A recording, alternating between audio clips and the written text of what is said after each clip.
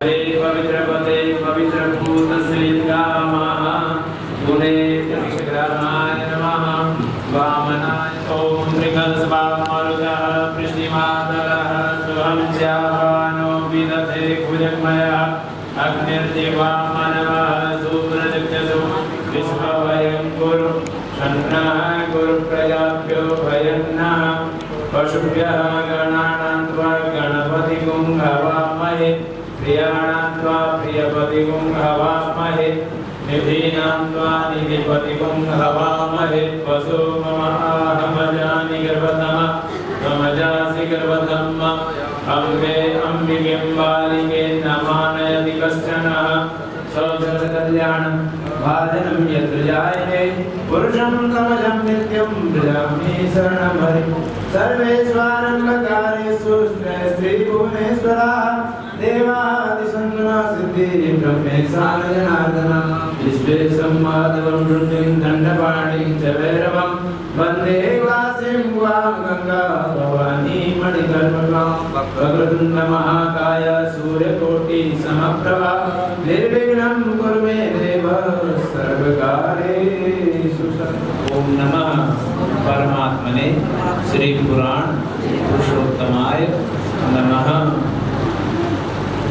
अद्य श्री ब्रह्मणोनि द्वितीय परार्धे श्री श्वेतवाराह कल्पे सप्तमे वैवस्वत मन्वन्तरे अष्टाविंशति मे युगे कलियुगे कलिप्रथम चरणे भूलोके जम्बूद्वीपे भारतवर्षे भरतखंडे आर्यावर्त देशांतर्गते देवालये उत्तर सहस्रद्वय पर्वते पिंगल नाम संवत्सरे मासी शुभे असित पक्षे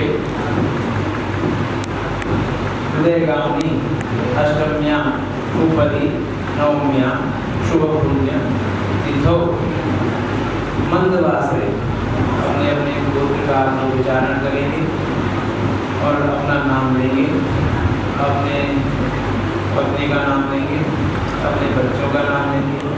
आत्मनः तथा विधि सकल शास्त्र श्रुति स्मृति पुराणोत्तर पुण्य फल प्राप्ति कामनया ज्ञात अज्ञात समस्त दोष पाप क्षय पूर्वकम भगवते श्री विष्णु अनुकंपा कृपा प्राप्ति द्वारा अस्मिन् शारदीय पितृपक्षे मम समस्त पितृन् तृप्ति अर्थम सद्गति प्राप्त्यर्थम प्रसन्नार्थम च अस्मिन् देवस्थाने मे मनः शिवसंकल्पमस्तु शिवसंकल्पमस्तु शिवसंकल्पमस्तु सिद्धिर्भवतु मे संकल्प शुभाय भवतु शुभाय दुर्सेभ्यो गुरुपतिभ्यो वो नमो नमः विरूपेभ्यो विश्वरूपेभ्यो वो नमो नमः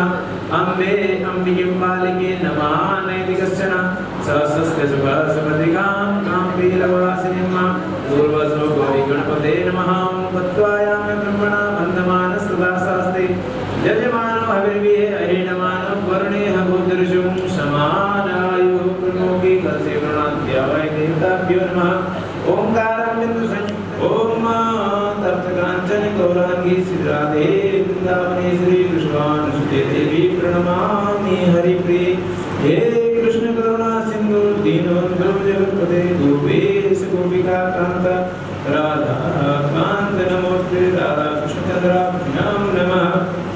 अस्मिन् देवस्थाने सर्वेभ्यो देवी देवताभ्यो नमो नमः। ब्रह्मा मुरारी त्रिपुरान्तकारी भानुसती भूमिसुतो बुधश्च गुरुश्च शुक्रः शनिराहुः केतवः सर्वे ग्रहाः शान्तिकराः भवन्तु। ॐ भूर्भुवस्सुवः सर्वेभ्यो देवी देवताभ्यो नमो नमः। ततः क्रमबद्धेन पूजनं कुर्यात् हरिद्रश्रीरेखापूर्वकः सहस्राक्षः सहस्रपादः सर्वोऽग्निगुं सर्वत्र श्रीत्वाद्यतिष्ठदशाङ्गुलम् पूर्व एवेदं सर्वं यद्भूतं यच्च भाव्यम् उतामृतत्वशेषानो यदन्येनातिरोहति एतावानस्य महिमा तोज्यायांस्य पूर्वः पादोस्य विश्वाभूतानि त्रिपादस्यामृतन्दिवि त्रिपादोर्भवदेत्पूर्वः पादोस्य गिरे छन्दागंसिजगिरे तस्मादेव तस्मादजायत तस्मा अजायन्त एकेषु सांगपदक्रमो मनिषदे गायन्त्यं सामगा ज्ञानावस्थिततद्गतेन मनसा अस्यन्त्यं योगिनो यस्यां तं न विदुषुरापटले वक्षस्थले कौस्तुभं नासाग्रे वरमौक्तिकं करतले वेणुकरे कङ्कणं सर्वाङ्गे हरिचन्दनं सुललितं कण्ठे मुक्तावली गोपास्ते परिवेष्टितो विजयते गोपालचूडामणि वन्दे देवोमापतिं सुरगुरुं वन्दे जगत्कारणं वन्दे पन्नगभूषणं मृगधरं वन्दे पशूनां पतिं वन्दे सूर्यशशाङ्कवाहिनीनयनं वन्दे मुकुन्दप्रियं वन्दे भक्तजनाश्रयं च वरदं वन्दे शिवं शङ्करं। बोलिए आयुष्च वित्तं च तथा सुखं च धर्म अर्थ लाभो बहु पुत्रतां च शत्रुक्षयं राजेषु आत्मनां कृतधियां हृदये सुबुद्धि श्रद्धा सतां कुलजन प्रभवस्य लज्जा आं त्वां नतास्म परिपालय देवि विश्वम्।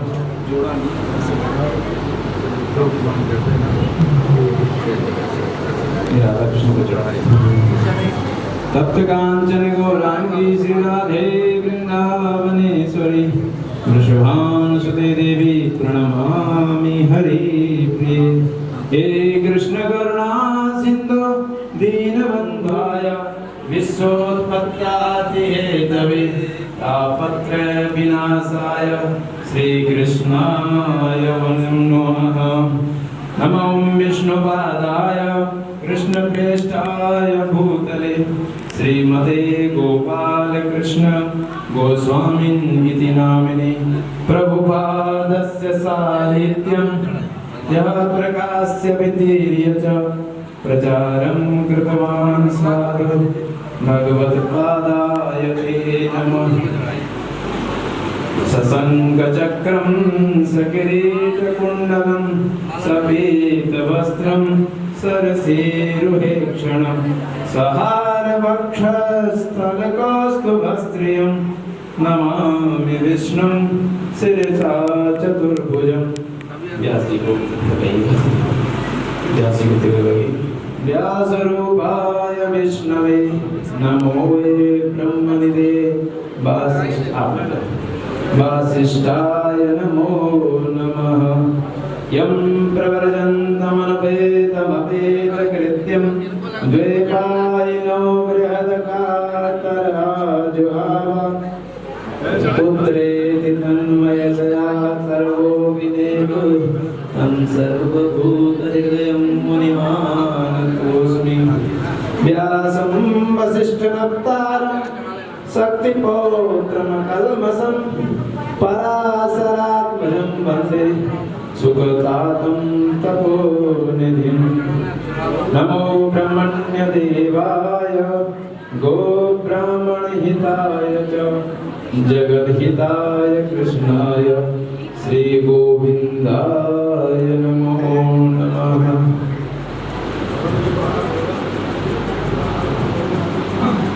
ओम नमो भगवते वासुदेवाय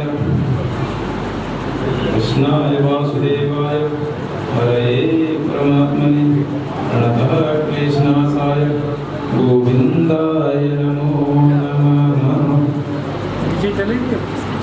कुछ लक्ष्मी राधे राधे जपा करो, कृष्ण नाम रस पिया करो।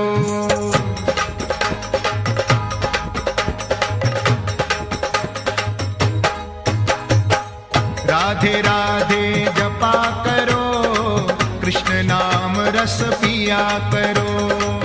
राधे राधे जपा करो, कृष्ण नाम रस पिया करो। राधे राधे जपा करो, कृष्ण नाम रस पिया करो। राधे राधे जपा करो, कृष्ण नाम रस पिया करो। राधे राधे जपा करो, कृष्ण नाम रस पिया करो। राधे राधे जपा करो, कृष्ण नाम रस पिया करो। राधे राधे जपा करो, कृष्ण नाम रस पिया करो। राधे राधे जपा करो, कृष्ण नाम रस पिया करो। राधे राधे जपा करो, कृष्ण नाम रस पिया करो।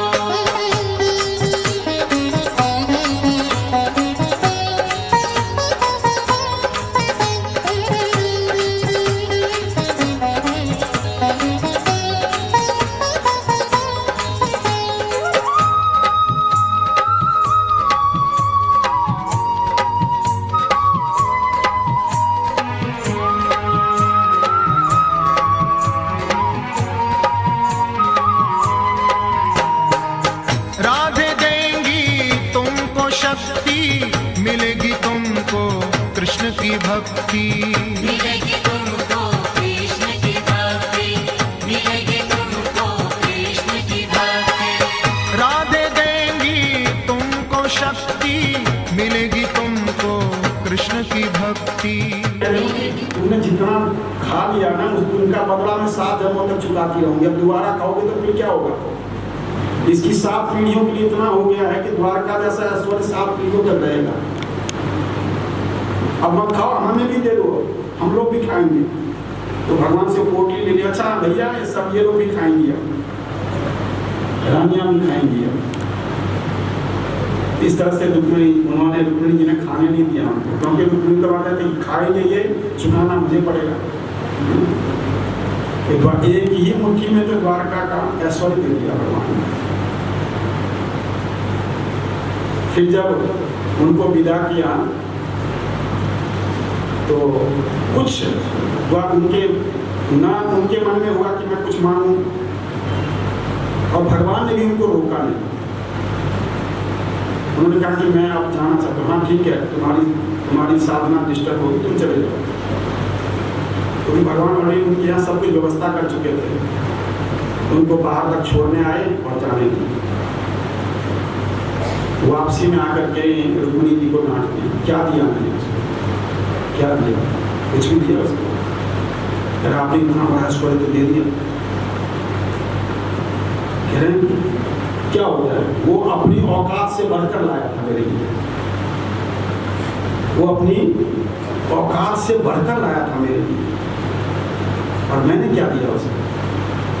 बस कुछ धन दे दिया तुमने, यही तो दिया ना, वही तो दिया। उसने क्या दिया? अपने जीवन का कहा वो भी मान के लाया था। देखो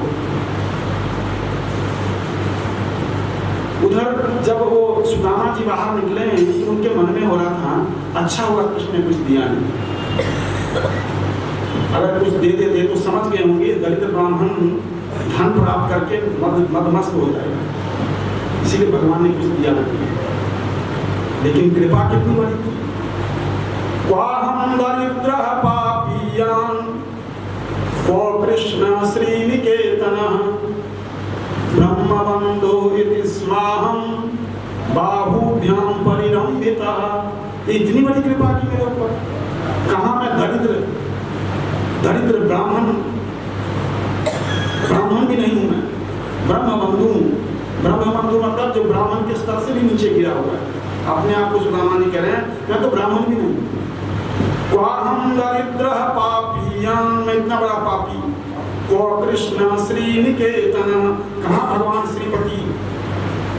और उन्होंने मुझे रुक्मिणी जी के पलंग पर बिठाया, अपने हाथों से मेरा अपनी सेवा की, मुझे गले लगाया। ये क्या छोटी बात है? ब्रह्मबंधो इति स्माकं बाहुभ्यां परिलंबितः, अपने दोनों भुजाओं से मुझे अपने आलिंगन किया। कितनी बड़ी कृपा की मेरे ऊपर। इस तरह से वो भगवान का धन्यवाद करते हुए जा रहे हैं। भगवान ने मेरे ऊपर कितनी बड़ी कृपा की है। और सुदामा जी को ये बहुत भगवान के प्रति उनका बहुत, कि भगवान ने मेरे बहुत बड़ी कृपा की। भगवान ने कि मुझे धन नहीं दिया, नहीं तो क्या पता मेरे मन में भी बहुत सारे विकार आ जाते, वो समझ गए होंगे।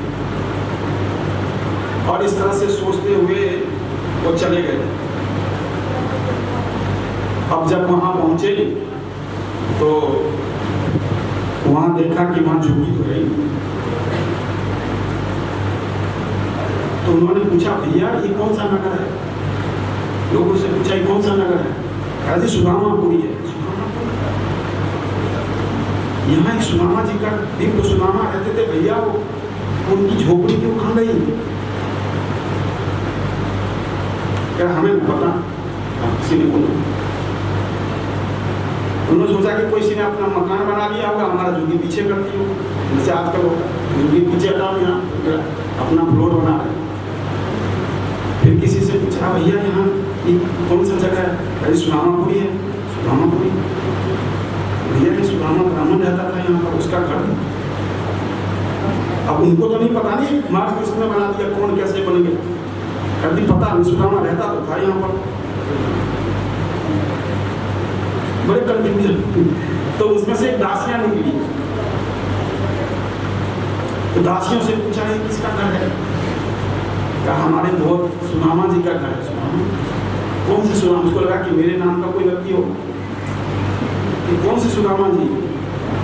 कहते ब्राह्मण। कहाँ है सुदामा जी? कहा अभी तो द्वारका गए। तब उनको लगा, अच्छा इसका मतलब ये ऐश्वर्य।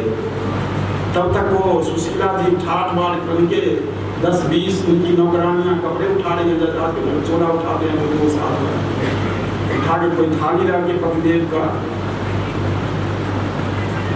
उस ऐश्वर्य को देखकर उन्होंने कहा कि तुम ही रहना, तुम चाहती थी इसीलिए भगवान ने दे दिया, मैं तो अब अलग ही रहूंगा, इस घर में नहीं रहूंगा। तुम्हें धन चाहिए था और कृष्ण ने बिना मांगे सब कुछ दे दिया। इस तरह से सुदामा की जो प्रसंग है, इसमें आगे 11वें स्कंद में जो कथा शुरू होती है, एक्चुअली में ये जो 11वां स्कंद है, रियल भागवत का संपूर्ण ज्ञान इसी 11वें स्कंद में। इसी में उद्धव गीता है, इसी में भिक्षु गीता है, और इस दोनों के माध्यम से श्रेष्ठतम ज्ञान भगवान 11वें स्कंद में प्रदान करते हैं। अब देखिए बड़ी बात क्या है कि नारद जी और वसुदेव जी एक यज्ञ करना चाहते थे। उन्होंने प्रार्थना की तो नारद जी पर उपस्थित हुए। तो नारद जी ने कहा, कहिए वसुदेव जी क्या करना चाहते हैं? तो महाराज मैं ये यज्ञ करना चाहता हूँ और सारे ऋषियों को आमंत्रित करवा दीजिए और आप यज्ञ करवा दीजिए। कहा ठीक है, बहुत अच्छा है। तो बहुत बड़ा एक यज्ञ का आयोजन हुआ, वसुदेव जी ने किया, सारे ऋषि लोग आए। इसमें नवयोगेंद्र भी आए। आप लोगों को नवयोगेंद्र याद तो नहीं होगा कौन थे नवयोगेंद्र। ये ऋषभदेव के 9 पुत्र थे जो नवयोगेंद्र बन गए थे। तो ये लोग भी वहां पर उपस्थित हो गए, नवयोगेंद्र। और फिर जब सब कुछ हो गया यज्ञ वगैरह, तो इन्होंने द्वारका के महल में नहीं रुके। कहाँ चले गए?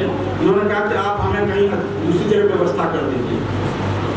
तो वसुदेव जी ने इनके लिए पिंडारक क्षेत्र में व्यवस्था कर दी।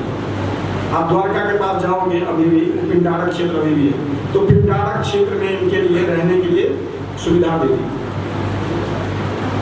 तो पिंडारक क्षेत्र में जब ये रह रहे थे, अभी 1-2 दिन हुआ था, 2-4 दिन के बाद चले जाएंगे ऐसा सोच के वो सारे ब्राह्मण और सारे ऋषि लोग वहीं रुके हुए। भगवान के सारे पुत्र वहां पर आसपास में खेलने के लिए गए, आउटिंग करने के लिए। और उनको खेल में क्या किया उन्होंने?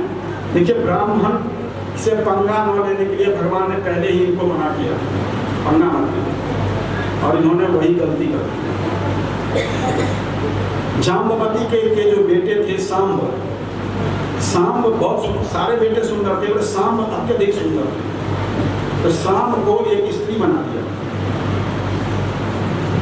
और साड़ी पहना दी, पूरी लड़की जैसा पूरा भेष कर दिया, पेट बना दिया इतना बड़ा, जैसे प्रेग्नेंट लोग इतना बड़ा वो बना दिया, उसके अंदर वो कागज वगैरह जो भी डाल के कपड़े वपड़े डाल के ऐसा उसका पेट बना दिया, और उस ऋषियों के सामने चले। कहा महाराज एक भाई उसका पति बन गया, एक भाई को पत्नी बन गई, और बाकी भाई पीछे से आ गए। कहा महाराज थोड़ा बताइए इसका क्या कौन सा बच्चा होगा, बेटा होगा कि बेटी होगी? तो सबने कहा भाई तुम हमसे मजाक कर रहे हो, चले जाओ यहाँ से, तुम भगवान के पुत्र हो, तुम्हें समझाया नहीं है कि ब्राह्मण से मजाक नहीं करना। नहीं हम मजाक नहीं कर रहे, हम तो सिर्फ ये कह रहे हैं कि इसका कौन सा बच्चा होगा। 2 बार 3 बार 4 बार ऐसा किया। भृगु ऋषि ने दुर्वासा जी को इशारा कर दिया, बस सारे रिश्ते वो लगा कि ये तो मजाक छोड़ ही है, इसका जो भी बच्चा होगा ना, इसके पेट में से एक ऐसा मूसल निकलेगा जो तुम्हारे पूरे यदुवंश का नाश कर देगा। जा बस हो गया। डर गए सारे, उसके कपड़े वपड़े फाड़ टूट के देखा कितना बड़ा लोहा, अब क्या करें, भागते हुए। भगवान को नहीं बताया, सीधे महाराज उग्रसेन को जाकर के बताया कि ऐसे ऐसे हो गया, हमने ऐसे मजाक कर लिया था और उन्होंने श्राप दे दिया। कोई बात नहीं, तुम लोग चिंता मत करो, श्री कृष्ण को मत बताओ। और उन्होंने क्या किया, उस लोहे का पाउडर बना दिया, चूर करके टुकड़े से भी पाउडर कर दिया। और एक लोहा थोड़ा सा इतना बड़ा लोहा रह गया, वो नहीं हुआ, वो एज इट इज रह गया। इतना बड़ा तो हो गया पर इससे वो नीचे नहीं हो गया। क्या सबको उठाओ, और वहां से 240 किलोमीटर दूर है प्रभास क्षेत्र। भेड़ द्वारका जो है इससे 240 किलोमीटर, थोड़ा ज़्यादा ही होगा, 300 के करीब होगा। उसको वहाँ से आज के हिसाब से मैं बता रहा हूँ आपको, कहा उस बार प्रभास क्षेत्र में फेंक दिया, समुद्र के अंदर जाके प्रभास क्षेत्र में अंदर समुद्र के अंदर फेंकवा दिया कि रहेगी मांस ना बजेगी मांस। ठीक है, हो गया काम। अच्छा, भगवान को बड़ा आश्चर्य लगा कि देखो इतनी बड़ी घटना हो गई, इन लोगों ने मुझे सूचना तक नहीं दी। तो भगवान ने यदुवंशियों को कहा कि ऐसा है, हम सब लोग ना यज्ञ करने चलते हैं। अभी हमने युद्ध तो जीत लिया, बड़े सारे युद्ध जीत लिए, उसके बाद से यज्ञ किया नहीं, और वहाँ पर यज्ञ करेंगे और खूब ब्राह्मणों को दान देंगे, ऐसे करेंगे, खूब उत्सव मनाएंगे। सबको ये आइडिया बड़ा पसंद आया, पर भगवान ने कहा खबरदार, कोई अपना हथियार लेके नहीं जाएगा, अस्त्र नहीं उठाएगा, कोई अपने वेपन्स लेके नहीं चलेगा। ठीक है। तो बिना वेपन्स के, मतलब बिना अस्त्र लिए हुए सारे लोग, कहा देखो बच्चों को और माताओं को और बुजुर्गों को यही रहने देते हैं, हम लोग चलते हैं। पूरे प्लानिंग है, भगवान को पता था कि ये द्वार वहां पर जाके फेंका है इसको। ये तो एक श्राप हो गया। दूसरा, जब महाभारत का युद्ध समाप्त हो गया, 100 कौरव मारे गए, तो गांधारी को लगा कि मेरा पूरा वंश उजड़ गया। उन्होंने तो भगवान मिलने चले गए उनसे।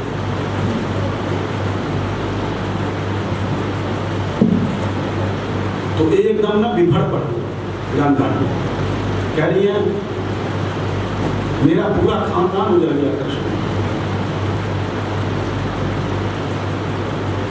कह रहे माता आपकी तो गलती है, आपके पुत्रों की गलती थी। आपके पति नहीं माने, आपका पुत्र भी नहीं माना, नहीं तो इतना बड़ा युद्ध नहीं होता। तो भगवान से एक गांधारी ने पूछा, देवकी नंदन एक बात बताओ। आप पूछिए। कहा तुम इस युद्ध को रोक सकते थे कि नहीं रोक सकते थे? चलो मेरे पति ने गलती की, मेरे बेटे सब गलत थे, लेकिन तुम इस युद्ध को रोक सकते थे कि नहीं रोक सकते थे? भगवान ने कहा मैं रोक सकता था, फिर भी तुमने युद्ध होने दी और मेरे साथ पूरा खानदान खत्म हो गया। मैं शिव भक्तनी गांधारी, मैं तुम्हें साफ देती हूँ कि जैसे मेरे वंश का नाश हो गया है, ऐसे यदुवंश का नाश हो जाएगा और तुम्हारे सामने होगा। भगवान पर कोई श्राप लगता नहीं है, लेकिन भगवान चाहे तो अपनी इच्छा से उसको एक्सेप्ट कर लेते। ये दो कारण हो गए यदुवंश के नाश के। तीसरा कारण, भगवान ने सोचा आज सारे लोग देवता हैं और मेरी वजह से ये लोग यदुवंश में अवतरित हुए, तो अब मेरे जाने से पहले इनको अपने अपने जगह पर चले जाना चाहिए अपने काम करने के लिए।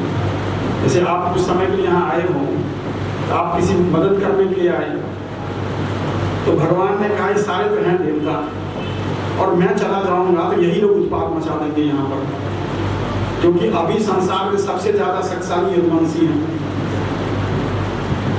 तो ये लोग, ये जो लोग हैं, ये बहुत भयानक उत्पात मचा देंगे।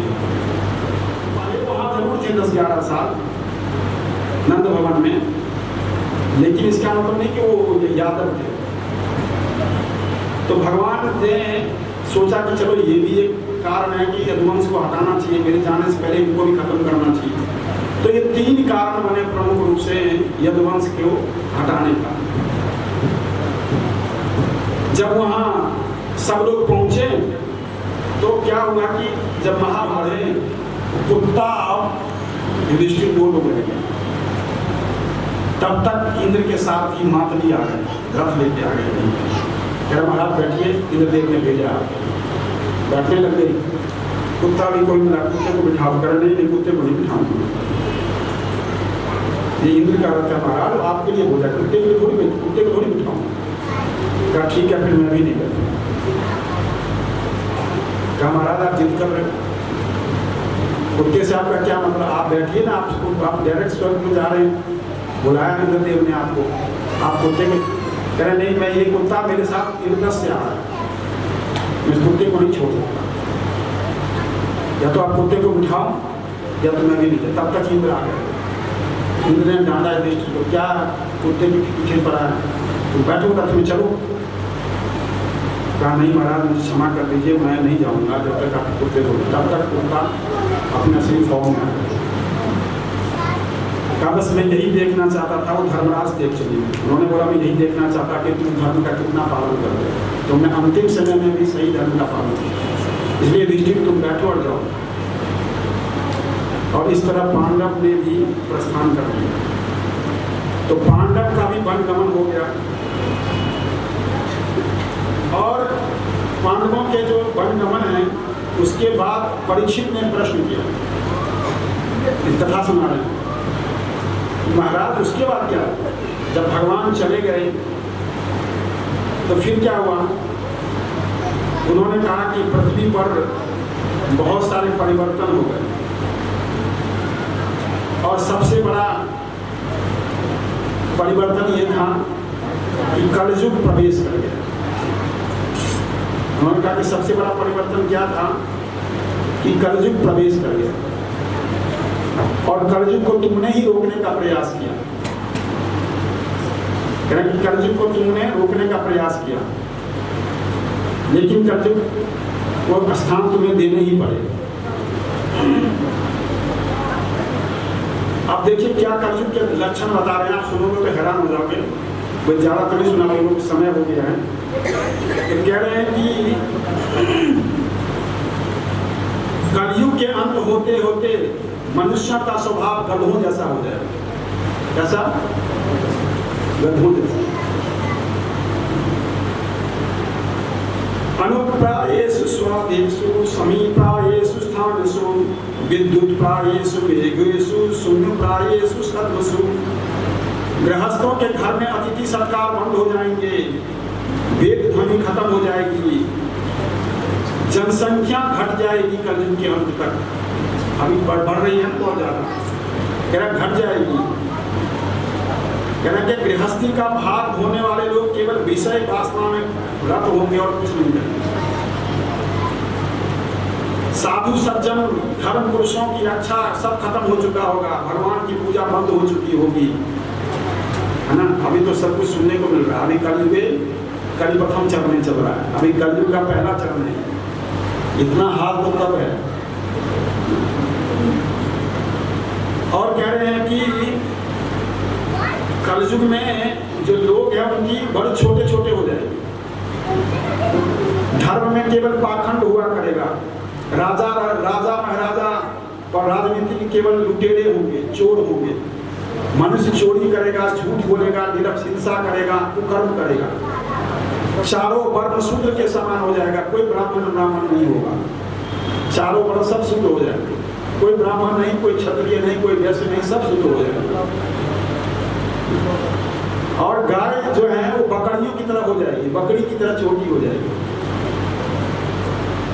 और वानप्रस्थ सन्यासी आश्रम तो देखने को नहीं मिलेगा, न वानप्रस्थी होगा न सन्यासी होगा।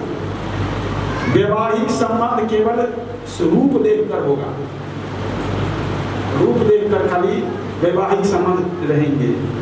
और कहेंगे वैवाहिक संबंध केवल केस को क्या केस विन्यास करने की वजह से जो है वो वैवाहिक संबंध हुआ करेगा।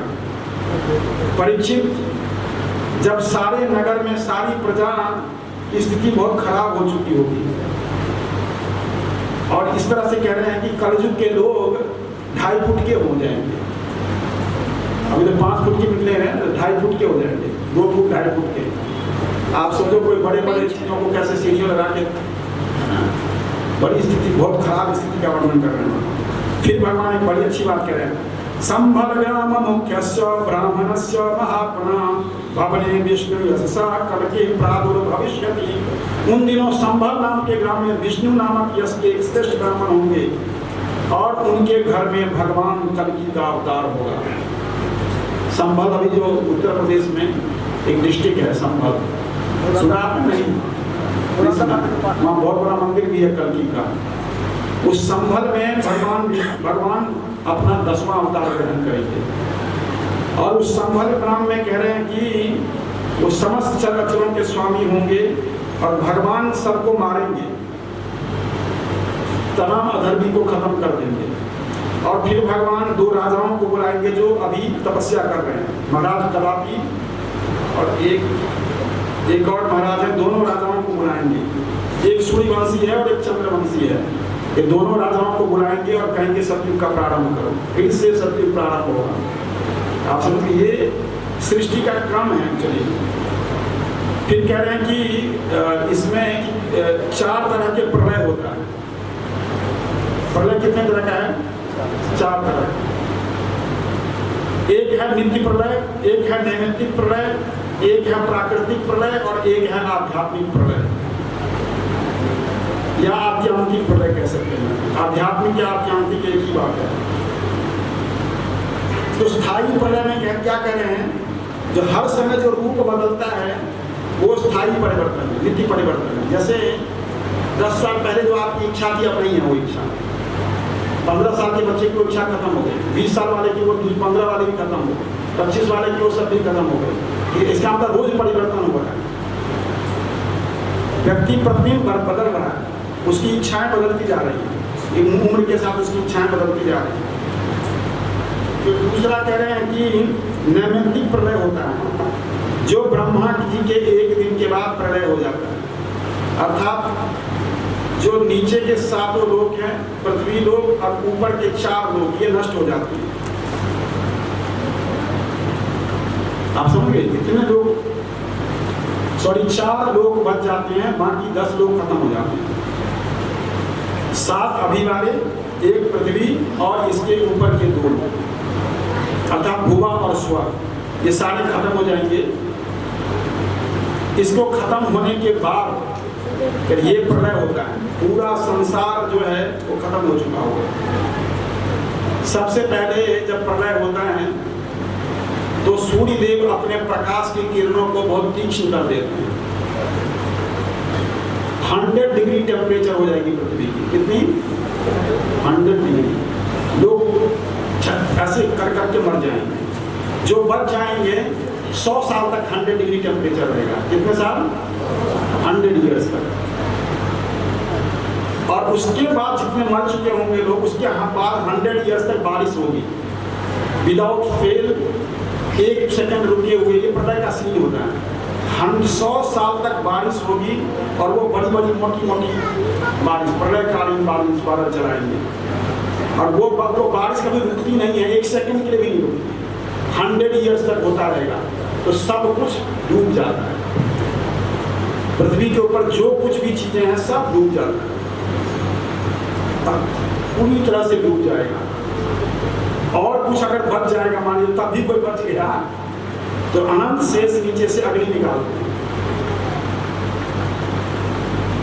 वैसे कोई बचता ही नहीं है। इन्हीं दो सिस्टम में मोस्ट लोग मर जाते हैं। 100 डिग्री टेम्परेचर और कंटिन्यूस बारिश 100 सालों तक, क्योंकि कुछ होता नहीं है, खाने के लिए कुछ होता नहीं, वेजिटेशंस नहीं होते, पृथ्वी डूब जाती है, सब कुछ जलमग्न हो जाता है। और इस तरह से ये प्रलय, ये किसको बोलते हैं? प्राकृतिक प्रलय। और चौथा प्रलय होता है आध्यात्मिक प्रलय या आध्यात्मिक प्रलय, जब जीव भगवान के साथ मिल जाता है या जीव भगवान के धाम में प्रवेश कर जाता है। ये आध्यात्मिक प्रलय होता है। ये हमने भी देखा होगा कभी। अभी आपको पता नहीं लग रहा कि कभी देखा होगा कि नहीं देखा होगा, पर देखा। उसके बाद जो सुखदेव गोस्वामी जो ये कथा कर रहे थे, तो आज सुखदेव गोस्वामी ने अंतिम उपदेश दिया। आप समझ गए? सुखदेव गोस्वामी ने ये परीक्षित को अंतिम उपदेश दिया। और ये उपदेश क्या था कि हे परीक्षित, अत्रानुवर्णयन्ते भीक्षम विश्वात्मा भगवान हरि यस्य प्रसाद जो ब्रह्मा रुद्र क्रोध समुद्भव। कह रहे कि इस सर्वत्र विश्वात्मा भगवान श्री हरि का ही संकीर्तन है ना। ब्रह्मा और रुद्र भी श्री हरि से पृथक नहीं है, बल्कि उन्हीं की प्रसाद लीला और क्रोध लीला की अभिव्यक्ति है। भगवान जब प्रसन्न थे तो ब्रह्मा को उत्पन्न किया, और जब वो क्रोध में हुए तो वो शिव जी उत्पन्न हुए। तो इसीलिए कह रहे हैं कि प्रत्येक व्यक्ति ये धारणा छोड़ दो कि मैं मरूंगा। शरीर तो पहले भी नहीं था, बाद में भी नहीं रहेगा, तो पहले ही से नष्ट हुआ। तुम्हारा जन्म हुआ है, तुम मर जाओगे, यह बात नहीं है। जैसे बीज अंकुर और अंकुर से बीज उत्पन्न होता है, वैसे एक देह से देह, दूसरे देह और दूसरे देह से तीसरे देह की उत्पत्ति होती है। ये तो स्वाभाविक परिवर्तन है जो होकर रहेगा। इसीलिए कह रहे कि जैसे आग लकड़ी से उत्पन्न होती है, पर उसी लकड़ी को जला डालती है। आग कैसे उत्पन्न होती है? लकड़ी से, और वही आग लकड़ी को जला डालती है।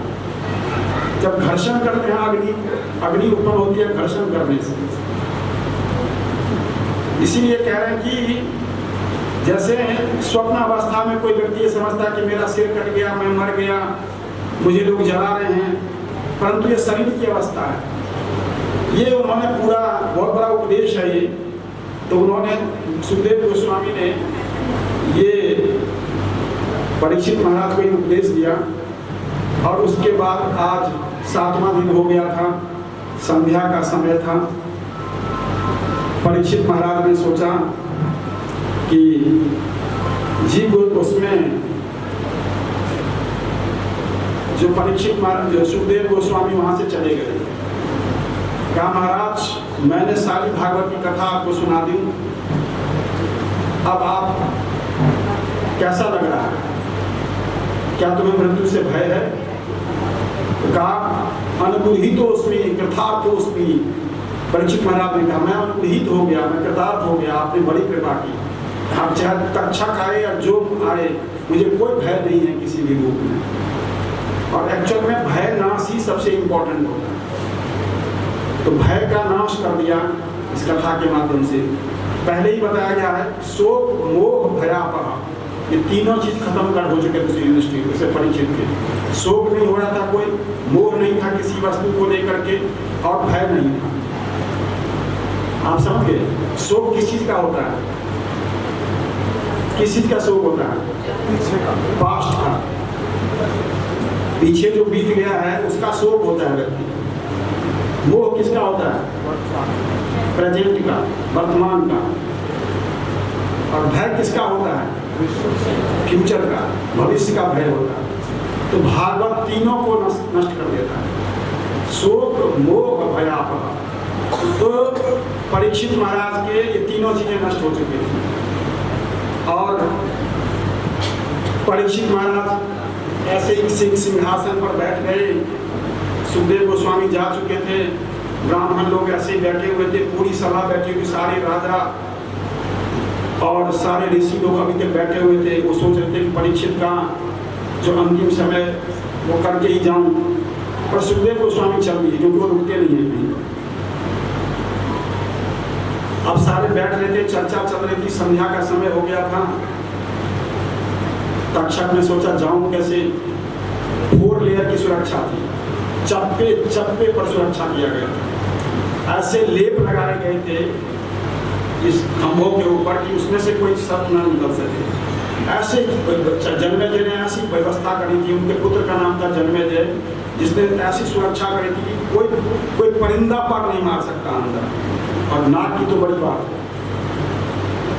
और तक्षक को बड़ा भीषण वो, तक्षक ने सोचा मैं जाऊंगा कैसे, सुरक्षा तो बहुत बड़ी है। तो तक्षक ने एक नया रास्ता निकाला। एक ब्राह्मण वहां से जा रहे थे, रास्ते में तक्षक भी जा रहे थे, दोनों मिल गए। तक्षक ने कहा, ब्राह्मण देव कहाँ जा रहे हो? उनका नाम था कश्यप, ये वाले कश्यप नहीं जो कश्यप ऋषि थे, उनका वैसे ही नाम था कश्यप। कहा ब्राह्मण देव कहाँ जा रहे हो? कह रहा जा रहा हूँ परीक्षित महाराज के पास, तक्षक आने वाला है, तक्षक काटेगा और मैं उनको बचाऊंगा। तक्षक ने कहा कि तक्षक काटेगा और आप बचा लोगे? हाँ बचा लूंगा। कहा मैं ही तक्षक हूँ। कहा ब्राह्मण देव बचा के दिखाओ, ये सामने पेड़ है, मैं काट के सुखा देता हूँ उसको। उसने टक मारा और विष भर दिया उसने। 10 मिनट के अंदर पेड़ मुरझाने लग गया। ब्राह्मण ने शुरू किया अपना मन लिया, उसने 10 मिनट के अंदर पूरा पॉजिटिव हो गया। अरे ब्राह्मण देव तुम जा क्यों रहे हो? अरे मत जाओ वहां पर। कह रहा क्यों ना जाऊँ? कह तुम जा किस लिए रहे हो? कह रहा यश होगा, अपना धन देंगे परीक्षित महाराज। कह रहा मेरे से धन ले लो, आपको जितना धन चाहिए मेरे से ले लो, मत जाओ। भाई मुझे जाना है क्योंकि मैं उनका काल आया, तुम जाकर वहां बचा लोगे तो काम ही खराब हो जाए, इसलिए नहीं जाना। कह चलो ठीक है, उनको धन दिखे, उन किसी तरह से ब्राह्मण देव को भेज दें। अब इसमें ना 2 वर्जन हैं अलग अलग, जो परीक्षित महाराज कैसे, परीक्षित महाराज को तक्षक ने कैसे काटा। तो एक ब्राह्मण थे, ब्राह्मणों को वहां रोक फिर भी नहीं, देखिए इतना सुरक्षा होने के बावजूद भी ब्राह्मणों को आना रोक नहीं था। एक ब्राह्मण देव परीक्षित महाराज उनके पास, परीक्षित महाराज का दर्शन करने आए, सामने आए। उस ब्राह्मण देव के जो फूल है ना, इसके फूल के में एक कीड़े के रूप में तक्षक बैठ गया। और जैसे ही एकदम सामने आए तो एकदम अपने असली रूप में कहा, महाराज परीक्षित प्रणाम। तक्षक ने कहा आप कौन? कहा मैं तक्षक। तक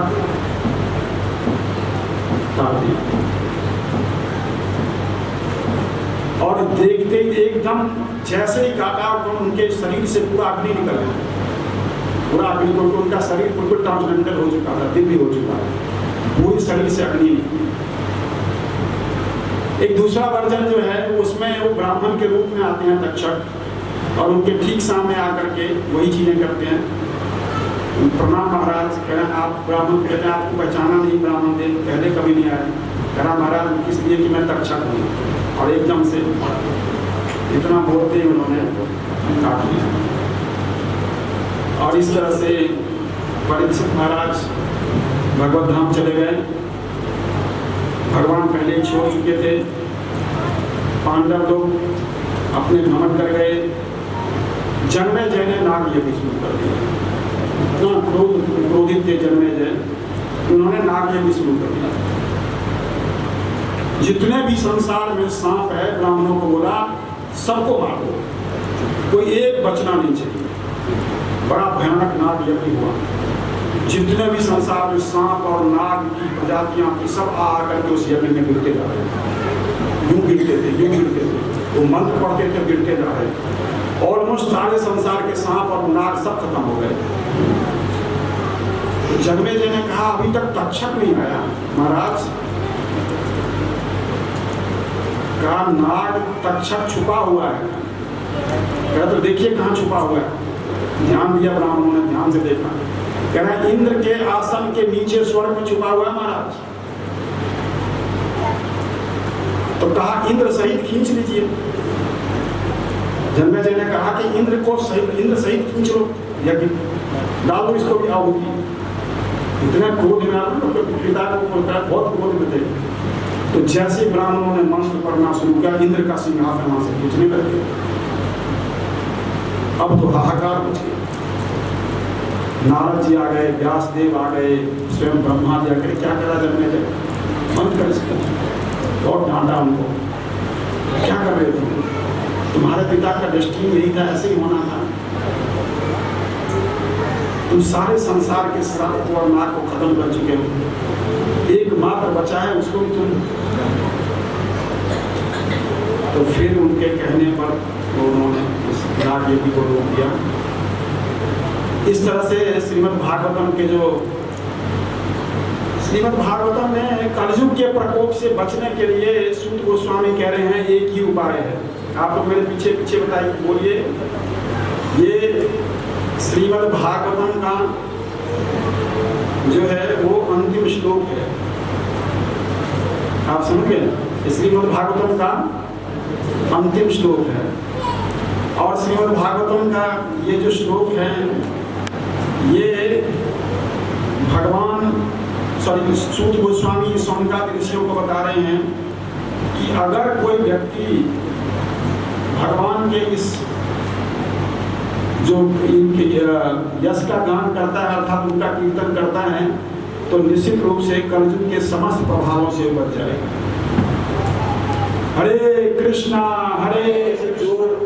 जिन्होंने नहीं भी सुना है, अगर ये सुन लेंगे ध्यान पूर्वक, 69 श्लोक हैं इसमें, तो आपको संपूर्ण भागवत का फल प्राप्त हो जाएगा।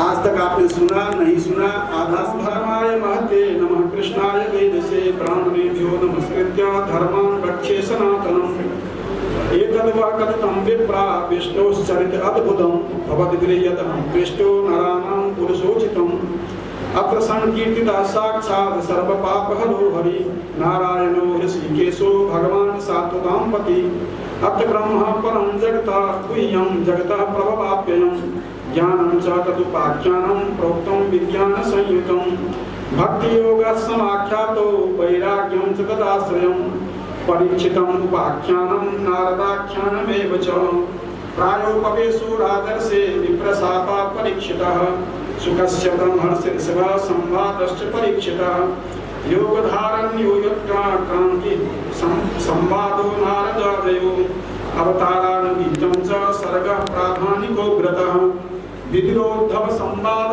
क्षत्रिमैत्रेयस्ततः पुराण संहिता प्रश्नो महापुरुष संस्कृति ततः प्राकृतिक सर्ग सप्त वैकृतिकाश्च ये ततो ब्रह्मांड संभूतिर्वैराज पुरुषो यथा कालस्य स्थूल सूक्ष्मस्य गति पद्म समुद्भवः भुवो बुद्धर्णे अम्बोधर हिरण्याक्षवधो यथा ऊर्ध्वतिर्यत् वाक्सर्गो रुद्रसर्गस्तथैव च अर्धनारीरस्याथ यतः स्वायंभुवो मनु शत्रुरूपा च या स्त्रीणाम् आद्यां प्रकृतिरुत्तमा दक्ष यज्ञ विनाशनम ध्रुवस्य चरितं प्रथो प्राचीन वर्हिषा नारदस्य च संवादस्ततः प्रयव्रतं कृजामि दक्षजन प्रचेतभ्यस्तत्पुत्रीणां च संगति यतो देवासुरनरास्त्रियज्ञनागखगादयः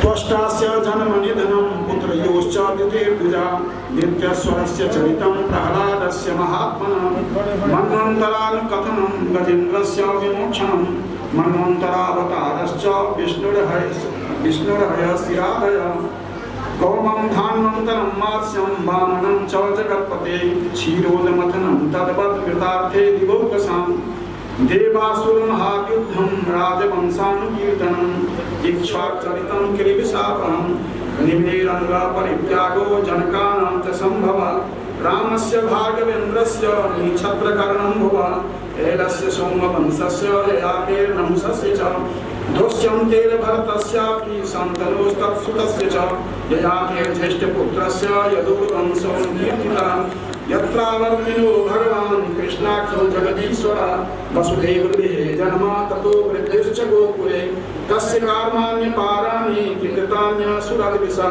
पूतना सुपयापानं सकटोच्चारणं शिशोः तृणावर्तस्य निष्पेषास्तथैव च भगवत्सयो धेनुकस्य सह भ्रातुः प्रलम्बस्य च संशयः गोपानां च परित्राणं दावाग्ने परिसर्पतः दमनं कालीयस्योहं महाभयदण्डमोक्षणं ब्रह्मचर्यास्तु कन्यानां यत्र तुष्टोच्युतो व्रतैः प्रसादो यज्ञपत्नीभ्यो विप्राणां चानुतापनं गोवर्धनोद्धारणं च शक्रस्य सुरभेधरतः यज्ञाभिषेकं कृष्णस्य त्रिगुणिक्रीडा च रात्रिषु शङ्खचूडस्य दुर्बुद्धेः पथो अरिष्टस्य केशिनः अक्रूरागमनं पश्चात् प्रस्थानं रामकृष्णयोः प्रजस्त्रीणां विलापश्च मथुरालोकनं तदा गजपुष्पे नमः इति उच्चैर्मुच्यते सर्वपातकात् संकीर्त्यमानो भगवन्नन्ता सुतानुभावो व्यसनं हि पुंसां प्रविश्य चित्तं विधनोऽप्यशेषं यथा तमार्को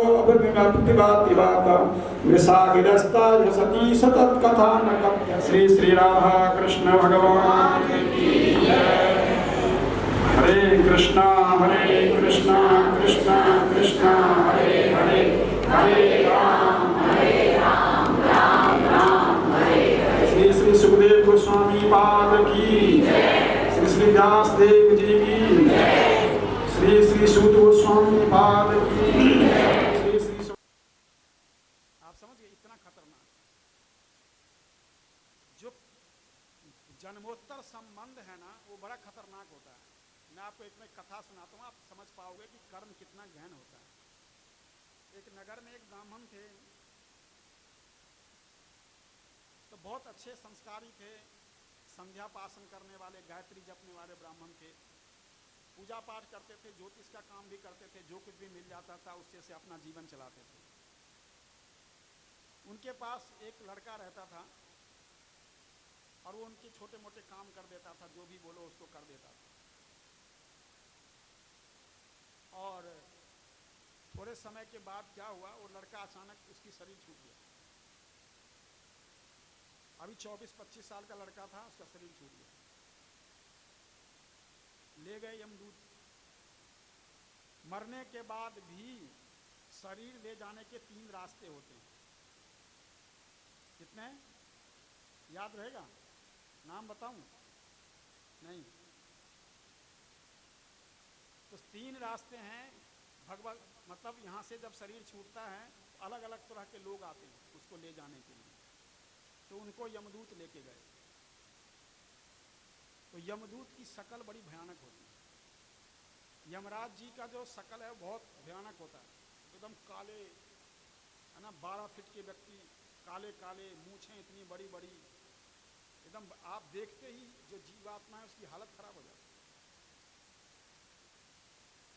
और सामने तो ले जाया गया इसको, और वो उसको देखा कि ये व्यक्ति बहुत कई बार आ गया यहाँ पर।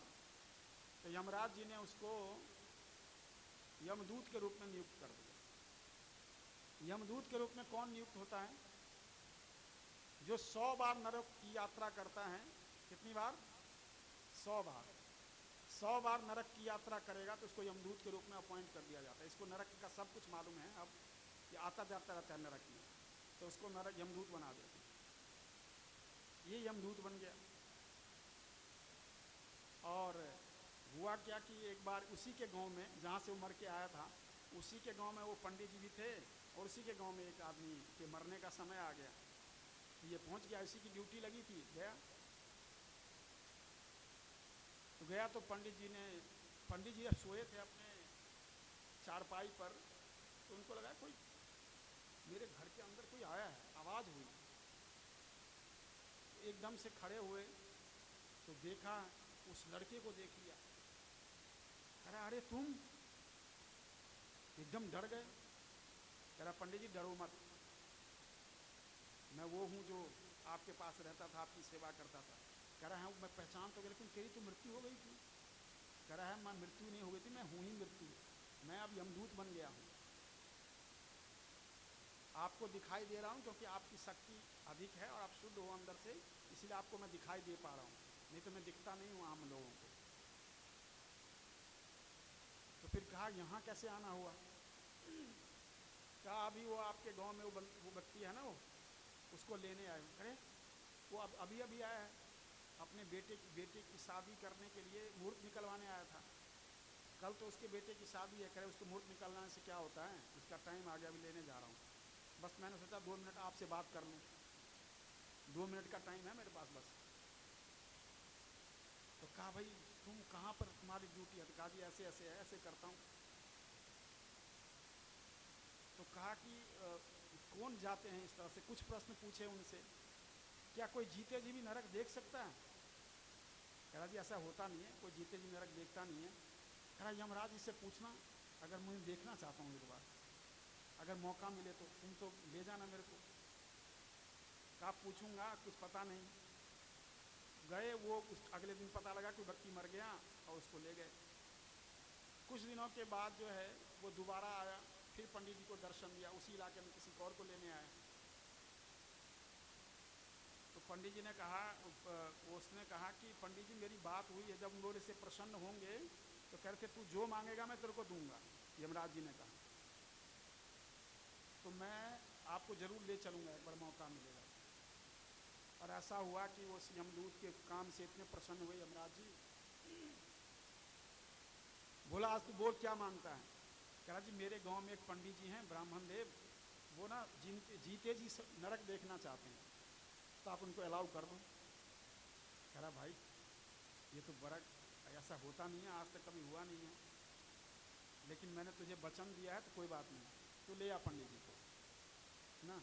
उनको बोलना कि अब चुपचाप रात में आए, उनका शरीर अंदर ही पड़ा रहेगा, उनको लेके आ जाना और यहाँ मैं सबको दिखा दूंगा। वो ठीक है, गए पंडित जी को लेके आ गया ना, दूसरा वाला शरीर डाल दिया जो वहाँ पर फिट होता है।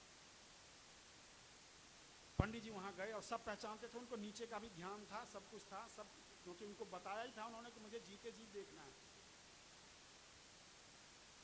तो प्रणाम किया यमराज जी को, तो सबको बोला ठीक है इनको घुमाओ, नरक देखना चाहते हैं। जब देखा नरक तो बड़ी बड़ी विचित्र चीज़ थी, इतनी भयानक। अभी आज वर्णन इसी का है, मैंने कहा थोड़ा सा झलक देता हूँ आपको खाली, मैं वर्णन नहीं करूँगा। तो नरकों को दिखाया तो बड़ी हालत खराब हो गई। क्या महाराज सबको आना पड़ता है? कह रहा नहीं, सबको क्यों आना पड़ेगा, जिसका कोई ऋण है, जो कुछ इस तरह के काम करता है, ये करता है, ये करता है, उन्होंने बता दिया, उस तरह के आना पड़ेगा। कहा महाराज मेरे जीवन में कोई ऐसी घटना है जो मुझे यहाँ आना पड़े नरक में?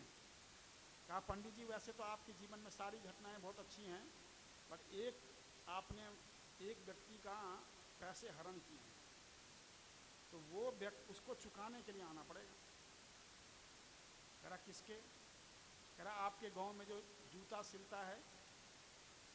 कह रहा हाँ वो तो मर गया। कह रहा वो इसी नरक में है अभी। कहा लेकिन मैंने तो उससे कोई पैसे नहीं लिए। नहीं आपने पैसे तो नहीं लिए, लेकिन उसने आपसे 1 रुपये मांगे थे सिलने के लिए, है ना, और आपने उसको 50 पैसे दे दिए। चल पंडित जी हैं यार इतना तो कम कर ले। उसने बोला 1 रुपये आपसे कम ले रहा हूँ। जैसे कई लोग होते हैं ना, ज़बरदस्ती रिक्शे वाले को कम कर देंगे, 10 रुपए की बात कर ली, घर पे पहुंच के नहीं हम इतने देते हैं हम तो, ये मत करो, ये बहुत इसलिए बता रहा हूं आपको, बेहद खतरनाक है। बात करना है पहले कर लीजिए, अंत भला अंत विरोध, जब आदि विरोध ठीक है पर अंत विरोध ठीक नहीं है। आपसे कोई स्कूटर वाला, 3 व्हीलर वाला, रिक्शे वाला ज्यादा पैसे मांगता है तो शुरू में विरोध कर लीजिए, शुरू में सेटल कर लीजिए, लेकिन चढ़ने के बाद वो जो पैसे मांगता है उसको देना पड़ेगा। अगर आपने सेटल नहीं किया तो जो पैसे मांगता है दीजिए, नहीं तो आपको भुगतना पड़ेगा। मैं सिर्फ ये घटना बता रहा हूँ। तो कहा लेकिन मैंने तो उसको पैसे दे दिए थे। कहे आपने पैसे दिए तो थे पंडित जी, लेकिन कम दिए, उसने जितने मांगे उतने नहीं दिए, उसकी उतने डिमांड थी। तो पंडित जी ने यमराज से पूछा कि इसका भुगतान कैसे होगा? कहा भुगतान तो ऐसे होगा पंडित जी, यहाँ आपका पैसा तो चलता नहीं है। तो फिर कहा अपने पीठ का चमड़ा नाप करके है, उनको पकड़ने मत जाना दूर दूर तक भी। इसलिए अपने आप कह रहे हैं, इसलिए तुम्हें पहचान बता रहा हूँ। तस्मा संकीर्तनम विष्णु जगन मंगल मंगसम महतामपि कौरव्यम विदग्धे कांति निष्कृतम। इसीलिए ये समझ लो, बड़े से बड़े पाप का अंत जो है भगवान नाम का संकीर्तन है। ये बात जब सुनी प्रहलाद, उसने अजामिल ने दोनों के बातों को परेशान हो गया, और विष्णुदूत तो चले गए, वो जिंदा हो गया क्योंकि मरा तो था, अभी ले जाने नहीं दिया उनको। और वहां से उठा और सीधे कहाँ गया? पत्नी को नहीं बताया मैं जा रहा हूं, घर छोड़ रहा हूं ना। जब ज्ञान खुलता है तो उसके लिए कोई रह नहीं जाता, चुपचाप घर से निकल गया और सीधे हरिद्वार पहुंचा। और हरिद्वार पहुंच करके उसने जो है 12 साल तक भजन किया। कितने साल? 12 साल तक भजन किया। और क्या मंत्र जपा?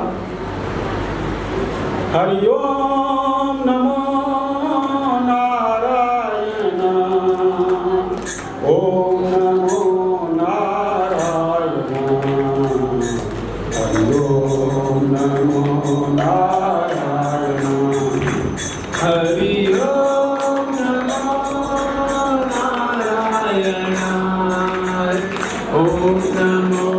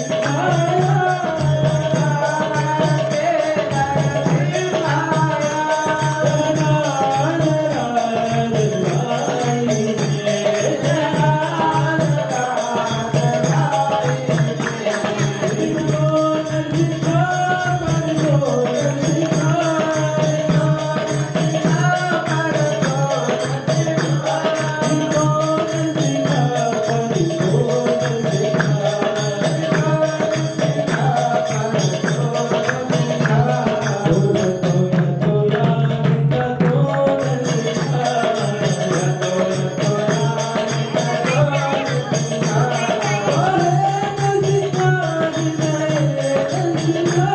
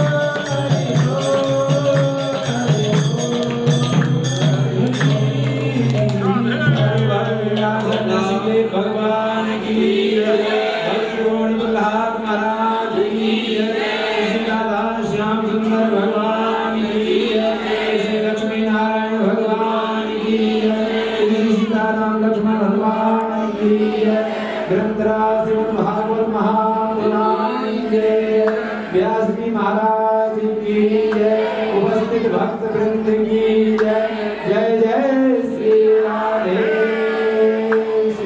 हरि ओम जय श्री राधे जय देवा साई धर्मान धर्मान्या संगाते वनातो महिमानः सचंद्र पूर्वे साध्या संति देवा हरे कृष्णा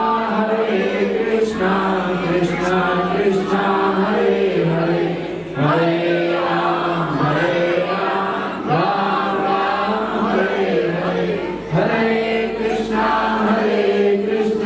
कृष्णा कृष्णा हरे हरे हरे राम राम राम हरे हरे हरे कृष्णा कृष्णा कृष्णा हरे हरे हरे राम राम राम हरे हरे रुद्रास्मद भागवत महापुराण की जय। आप सभी के लिए महाप्रसाद की व्यवस्था है।